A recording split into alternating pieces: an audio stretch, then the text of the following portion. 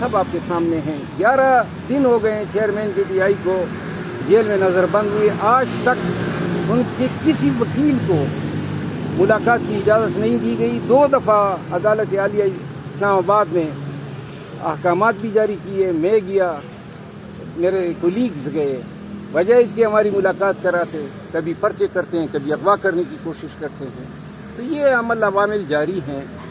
کارروائی جو ہے ریلیز خاندان گلزار کا بھی ہوا۔ تو سر خان صاحب کے حوالے سے ہر جگہ محترم ہمارے لیے اپڈیٹ دیتے تھے، آپ کی ملاقات کب ہوئی اور کس ساتھ میں کیا میسج ہے تبلیغ کے لیے؟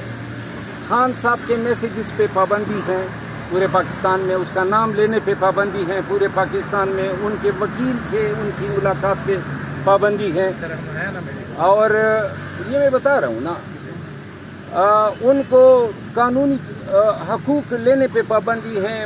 جو جیل جہاں پہ ان کو رکھنا تھا اڈیالہ جیل، وہاں رکھنے پہ پابندی ہے۔ جو کلاس ان کو انٹائٹل ہے اس پہ پابندی ہے۔ ان کے مالج کی ان سے ملاقات پہ پابندی ہے۔ ان کے سیاسی جو اقاربین ہیں ان کی ملاقات پہ پابندی ہے۔ غرض آئین پاکستان کے تحت جتنے بنیادی حقوق چیئرمین پی ٹی آئی کو حاصل ہیں یا پاکستان کے شہریوں کو حاصل ہیں، آزادی اظہار رائے،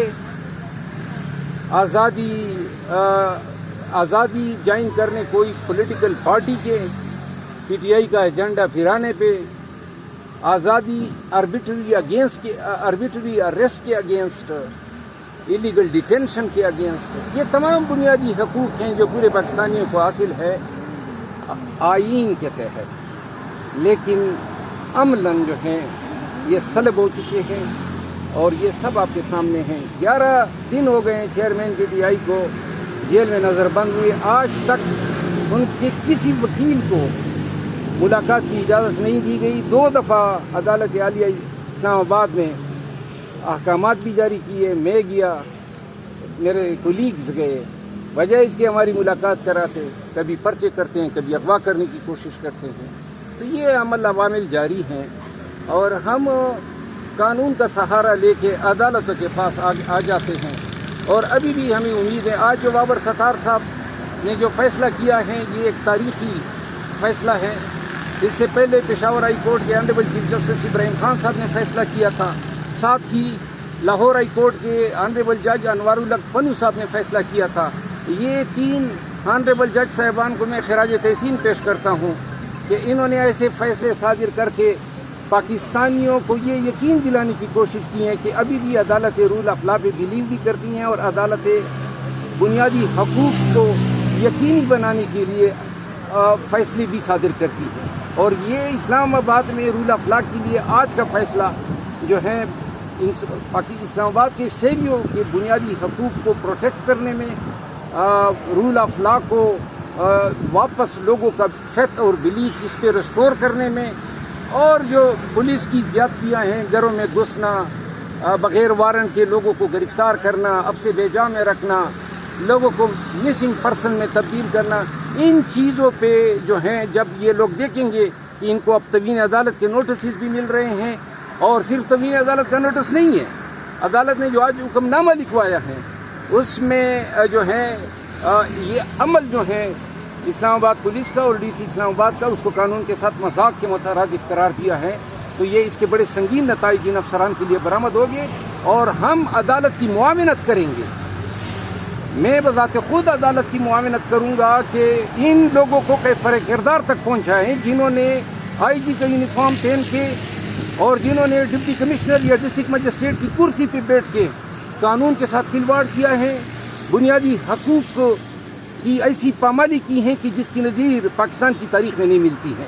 یہ لوگ جو ہیں قانون کا لبادہ اوڑھ کے، اور اسلام آباد میں انہوں نے، پولیس نے ڈکیتیاں بھی کی ہیں، لوگوں کے سیف کاٹے ہیں، جو عوامل انہوں نے اسلام آباد کے شہریوں کے ساتھ کیے ہیں۔ آج عدالت کو میں نے بتایا اسلام آباد کو انہوں نے چنا ہے حقوق کی پامالی کے لیے، اور بنیادی وجہ یہ ہے کہ یہ لوگ فیسیلیٹیٹ کرتے ہیں، اور یہی لوگ ان کو کام کرتے ہیں۔ یہ کہیے گا کہ الیکشنز کی آمد ہے، کیئر ٹیکر حکومت آ چکی ہے، لیکن پی ٹی آئی کے متعدد رہنما اس وقت بھی غائب ہیں، नजर नहीं आ रहे, कंपेन कैसे करेंगे, कहाँ गायब हैं, कहाँ छुपे हुए, क्यों सामने नहीं आ रहे?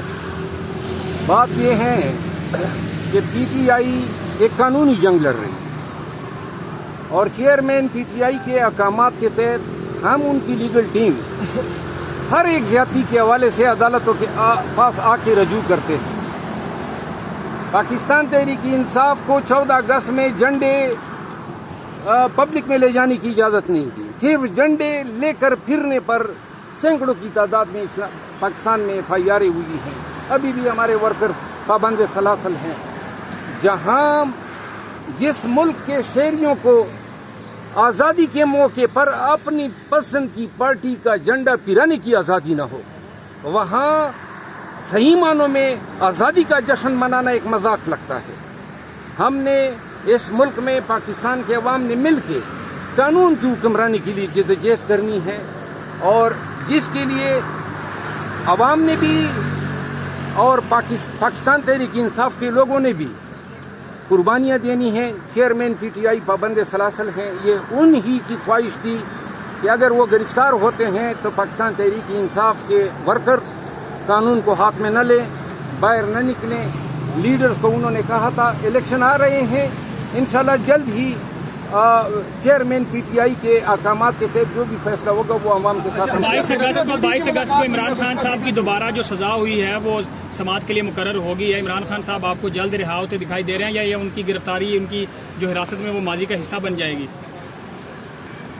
चेयरमैन पीटीआई की अगर तोशाखाना केस में रिहाई होती भी है तो इन्होंने प्लान बी के तहत उनको नेप केसेस में और दीगर उन केसेस में गिरफ्तार करना है जिन केसेस में उनकी ज़मानत खारिज हुई है।